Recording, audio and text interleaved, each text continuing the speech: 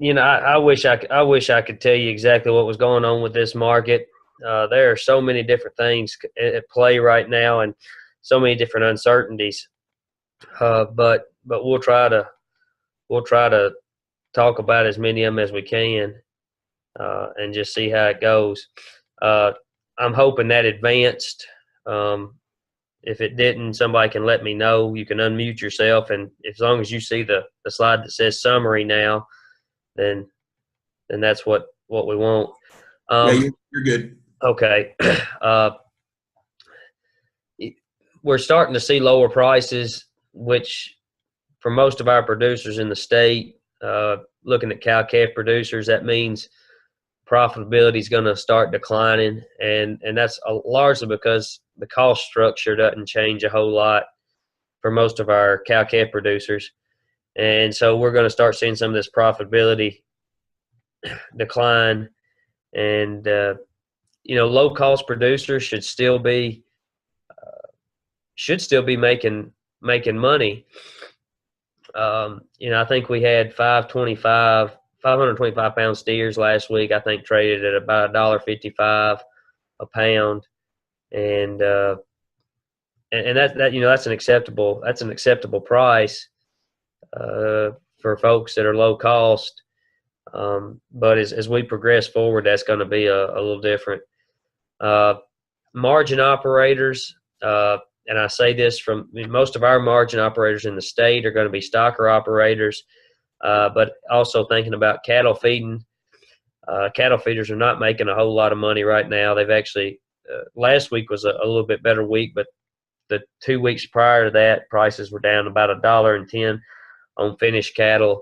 Last week it bounced back to $1.14, $1.15, which put them back into making some dollars. But it's nip and tuck right now on what's going on with this market.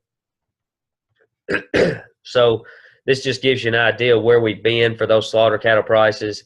Like I said, we did have 2 weeks prior to last week that weren't so favorable, that cattle feeders are losing money. Realize that a lot of these cattle, where these prices have gone down on slaughter cattle, these cattle feeders paid pretty strong prices to put those feeder cattle in the pen. We had a really strong spring when we were trading in that 120 to 130 range. Cattle feeders were making really, really good money. I shouldn't say really, really good money. It wasn't like they were making $300 and $400 a head like they've had the opportunity to in the past couple of years, but they were making a positive return, which means that really supports feeder cattle prices, which therefore means the prices that we're seeing on our animals. Here's our 5 to 6 weight steer prices. A really good spring price that we normally see. You see March. Of course, that's when we do a lot of encouraging on folks that have lightweight calves, and we actually saw I guess we had a longer grass cattle run than normal because we had such a late spring. We had a lot of people that were purchasing cattle based off of expectations of grass, and then when that grass didn't come, then we kind of had another little surge of demand when the grass finally did come. And you can see where that occurred in that April, late April, early May time period. Definitely the price didn't surge as much, but we did have a little price improvement, because if that wouldn't happen, we'd probably been on a steady decline the whole time. Here's 7 to 8 weight weekly auction average. Still a pretty strong price for yearling cattle. We had several loads that sold last week, whether it been through a dedicated video sale or through weekly auction markets. We had several loads of cattle, and those prices were actually fairly strong on yearling cattle, that long yearlings that were going through a stocker operation and being sold in a truckload lot. We'll talk about some of the opportunities there. I'm not going to talk about slaughter cow prices right now. So heifer slaughter has been up 7% so far year to date, and you can see where it's really taken an uptick the past few weeks. You know, I keep on reading, and I'm sure some of y'all have read. One of our bigger concerns would be inventory, and that's, you know, that's why we I don't know how much we've had this spring concerning how many cattle are on feed and how many more out in the country and how many can be put in the feed lot, and it's going to kill the price, and if we don't watch out, you know, the devil's going to come get us or something. It almost seems like the end of the world is fixing to be here, but we haven't haven't witnessed that, and that's because we're moving cattle through the feed lot, and we're getting them marketed in a very timely fashion. Cattle are staying on feed a little longer than what they were a year ago this time, but we're moving cattle through. There's good, strong demand for beef, and this just goes to show that you know, we're moving more heifers through the feedlot. And number one, that's because we have more cows, which means we had more calves, so we should have more heifers.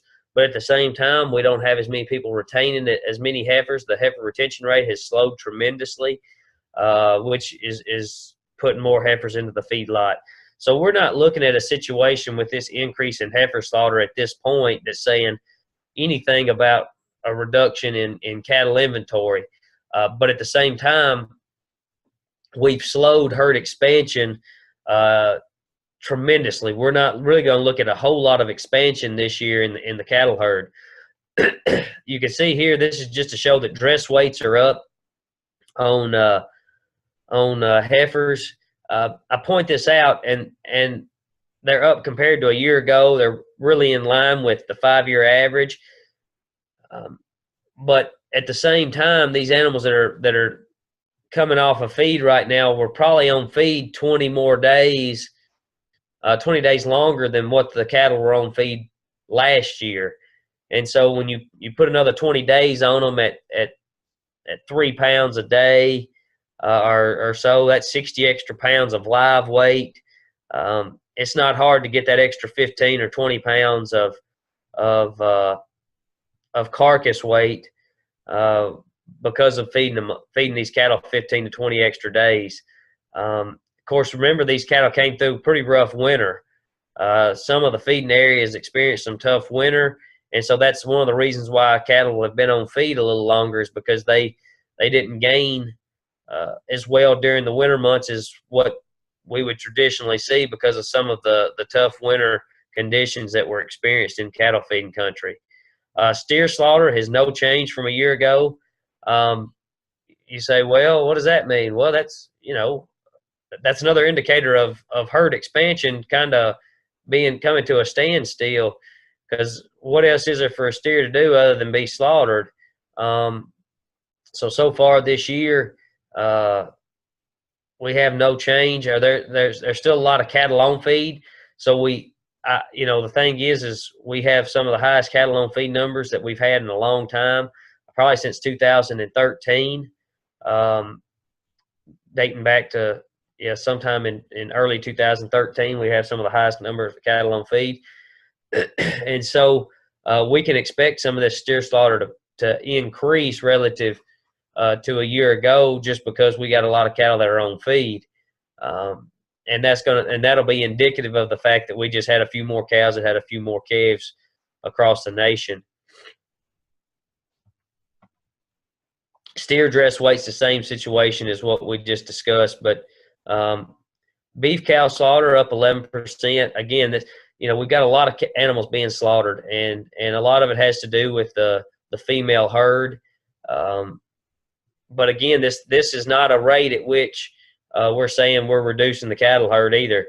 So, a lot of times we realize that when we increase the supply of cattle on the farm, that increases the number of calves, which then results in a lower price at a future date. Just because we've increased slaughter at this rate that we have doesn't mean that we're reducing the cattle herd or reducing the number of calves that are going to be produced this year, because this is getting us back towards more of an equilibrium or a steady state of herd size. Because I still wouldn't be surprised if on January 1 of 2000, 19 if we don't have a slight increase in beef cattle inventory. But what this has done is it's increased beef production 3.7%, pork production the same way. The good thing is there's very, very strong demand for U.S. beef products, and so that has helped support prices across the beef complex and the cattle complex. Pork production, on the other hand, I don't know how much folks keep up with the pork industry, but prices in the pork industry have been on the decline. But these integrators continue to contract and build houses. When we've had a couple of new facilities open up in Iowa for harvesting hogs, they're competing for hogs and they need hogs. So integrators up there continue to contract with growers to put hogs in houses. They keep expanding because of the need for pork. Now, we look at this, and could a situation with China, could the situation with Mexico influence this? Sure. We're looking at, excuse me, we're looking at a situation where if we don't keep those markets open and at least maintain our current tariff situation with Mexico, if we don't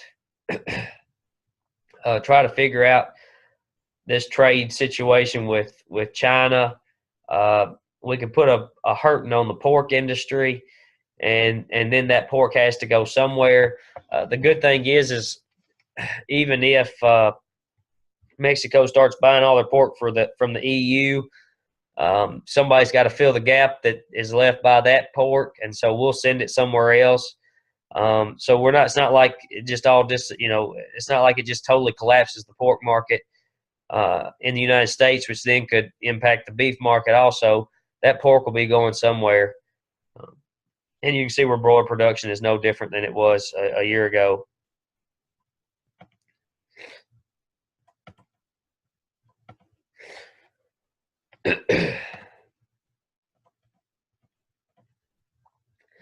So, we think about the trade situation. We kind of lead into that, and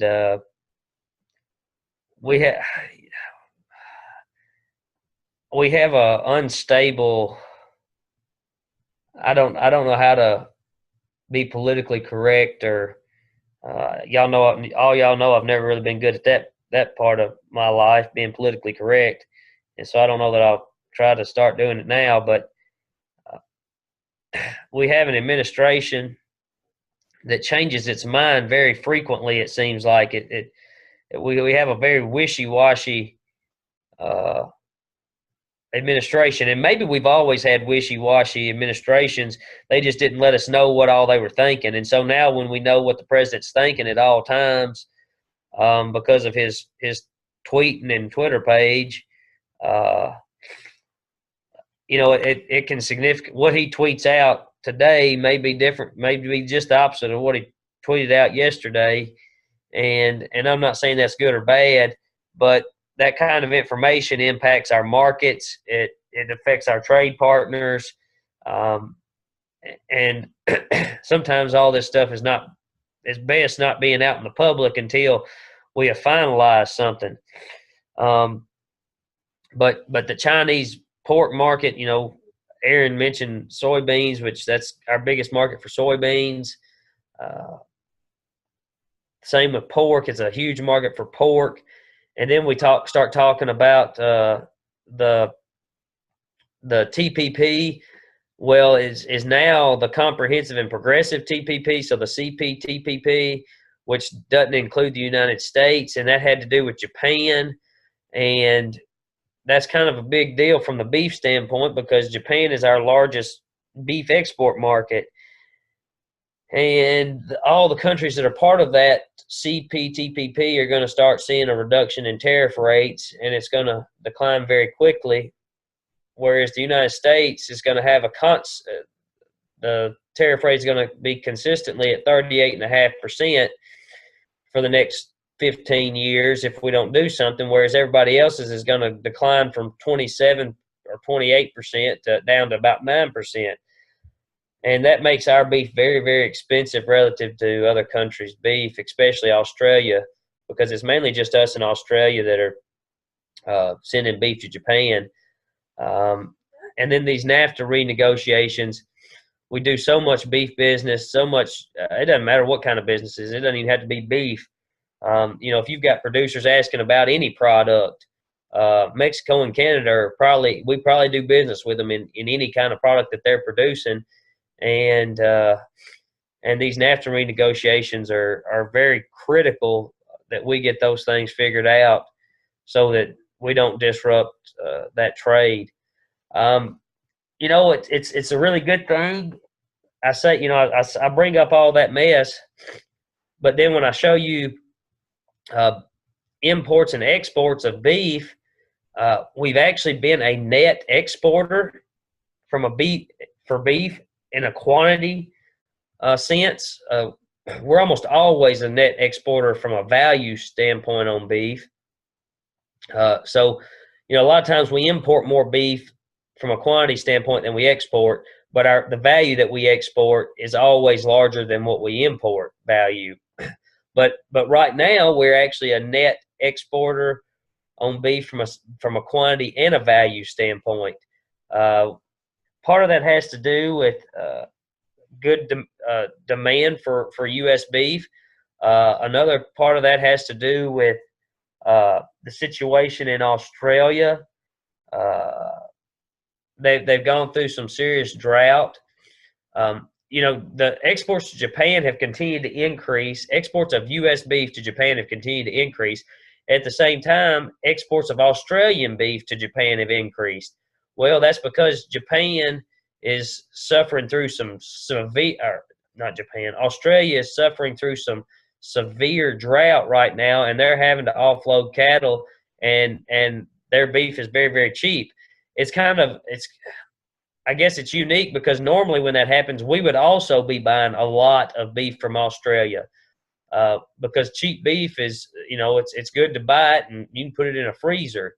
But we hadn't got on that train this go round, and maybe that's because of last year. You can see if you look at 2017, the dotted line from 2017 on imports, a lot of that had to do with importing Australian beef due to liquidation of their cattle herd, but they continue that liquidation because of how severe the drought is.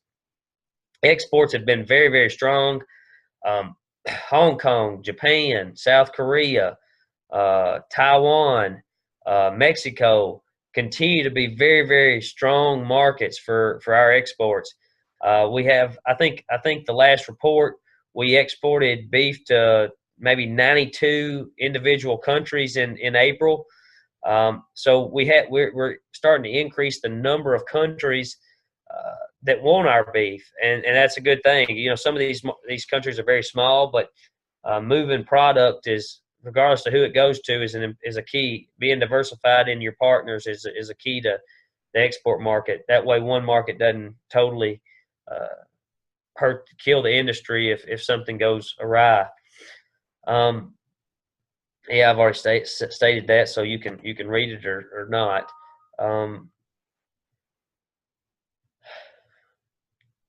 Beef prices at the retail level have remained strong. This is showing wholesale box beef cutout price.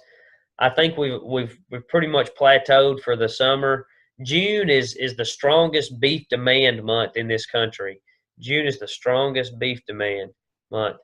And a lot of that has to do with the fact of the onset of summer.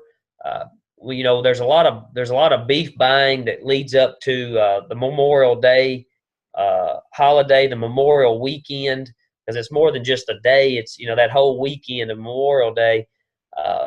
But following that, there's a lot of beef business that goes on to restock the shelves. Leads into Father's Day, which I guess is this Sunday, if I'm correct. A lot of grilling goes on during Father's Day, and then of course there's a lot of beef buying that goes on just prior to July 4th for Independence Day, and so some key reasons for June being the strongest beef demand month of the year is all these holidays, people want to get out and grill steaks, grill hamburgers, grill beef hot dogs. It doesn't matter. So that beef demand is really, really strong, which really supports these cutout prices. We'll start to see them wane a little bit because as the heat really turns up in July and August, we don't see as much grilling. It's not as much fun to stand out beside a hot grill when it's already 100 degrees outside, or at least it feels like 100 degrees with the humidity. And so it slows down a little bit. But beef demand has been very, very strong. Aaron's already talked about corn, soybeans, so we're not going to talk a whole lot about corn and soybeans. But I do want to, it's always important to be aware of the drought monitor. And Aaron and I are actually at a meeting with a bunch of folks from anywhere from, I guess, Virginia all the way to Texas right now. And it's a bunch of extension economists that cover anything from fruits and vegetables to row crops to livestock to policy issues. That probably covers most of the people that are here, but it's a huge breadth of knowledge or educational expertise. And when you talk to some of the Texas folks, you can see the drought monitor here. And I think they would tell you that even some of these places that are in slight to moderate drought, such as East Texas, are actually in worse condition than what the drought monitor would say they're in, based off of some discussion. So we've got a lot of cattle country, and you can see how much of Kansas and Oklahoma and the Texas Panhandle, which is cattle feeding country. You know, sometimes you just need a good rain to knock the dust down. And when you think about Kansas, you think about the Flint Hills and a lot of summer grazing that goes on in the Flint Hills. That's not even that grazing capacity is not going to be there this year with this drought. You know, a lot of times during the winter, you think about the winter wheat situation in that area. Well, the winter wheat situation was terrible this year. The summer grazing pasture is going to be terrible in probably 60% of that region. So what does that mean? It means a lot of these cattle will probably go on feed earlier than normal again, which will impact the market. A good thing for us locally, the Southeast, which, you know, there's a lot of cattle that stay here in the Southeast to be carried to 800 to 900 pounds. We're in pretty good situation in the state. You know I could use a little bit of rain on a soybean crop, but I'm not hurting for it yet. It's not a terrible situation. I know pastures. There's a few pastures that could stand a little bit of rain, but they're not in terrible condition. Another week we'll start getting terribly dry. But a little rain would not hurt in our part of the country. A big issue is hay stocks. Hay stocks have been down. The tough winter, some drought issues. This is across the entire country. So this is May 1 hay stocks. So this is actually after having gone through the winter. May 1 hay stocks are at one of their lowest levels. Right here, this is a projection for 2019, but you can see 2018, May 1, 2018, it's at its lowest level, third lowest level in the past 24, 25 years. That's pretty low hay stocks. We had a lot of people that had to feed hay longer into the spring because of the cool spring that we had and some of the drought issues that we had at certain times. Some people had to start feeding earlier last fall because of some of the dry conditions that we had, and we had some tough winter days that resulted in more hay consumption, more hay feeding. And I guess my point on that is to come into, you know, that really starts pushing the hay price up. And I'm guessing most parts of the state were like where I grew up in Middle Tennessee. Hay got cut really late because of rainfall. it's going to be a short hay crop anyway, and now it's a poor hay crop because it was so mature. But I think our producers, if they need to get a hold of hay, and all the hay they can get a hold of as early as they can, because I wouldn't count on having a great second cutting to finish filling up the barn. So I think that kind of covers that. It's still pretty cheap to feed cattle. Prices have increased a little bit, and that has to do with some of the corn prices escalating. They haven't made huge increases, but here's the crux of the situation. This is the August feeder cattle market. We've actually seen a reprieve here in prices going up a little bit, which has helped several producers here as of late. But you can see we've had a lot of up down on these feeder cattle prices. Right now, the August through I think this is the October. No, this is the November. I'm sorry. This is the November contract. Right now, the August through November contracts, so that's August, September, October, and November, are all trading between 145 and 148. Then when you move to the 2019, everything is $1.44 and some odd cents. Okay, so it's 144 and some odd cents for all those contracts from January through May. And that's telling us that traders have no clue where prices should be, where they should go. But I tell you, at 144, for people that need to hedge a load of cattle, it may not be a bad price to hedge cattle at, looking at it from that standpoint. I'm going to move on to the feeder expectations on here are my expectations for August through January. I'm just going to let folks look at those real briefly, not going to talk about them a whole lot. We're still going to have pretty good prices on load lots of cattle, which are the 7 and 8 weights, all load lots. The 5 to 6 weights would be auction run cattle, and you can see what my expectations are for those animals. So I told you we were trading 525s, traded at $1.55 last week. So I'm looking at probably a $10 to $15 decline between now and October and November. So $10 to $15 a hundredweight is going to be a lot of money lost on those animals. So we're just to wrap this up, just looking at some values of gain on some of these animals moving from June to November, because there's going to be folks that have some cattle right now, starting with a 525, putting 2 pounds on them, and finishing with an 825 weight. My expectation is $1.39, which gives us a value of gain of $1.11. That's a pretty good value of gain right now. Cost of gain, I showed you where cost of gain in the feedlot was probably 78, 79 cents. So there's value to be had here. It's about keeping them alive, keeping them awake, keeping them healthy, keeping them alive, keeping them producing. So that's June to November. Now looking from October to March, because there'll be a lot more people that have 525-pound steers. There'll be a lot of stock producers looking to secure cattle in October and November and holding them through March, April. This is what I have as my expectation right now, because I had that expected price at $1.40. That gives me a tremendous expected value gain of 129.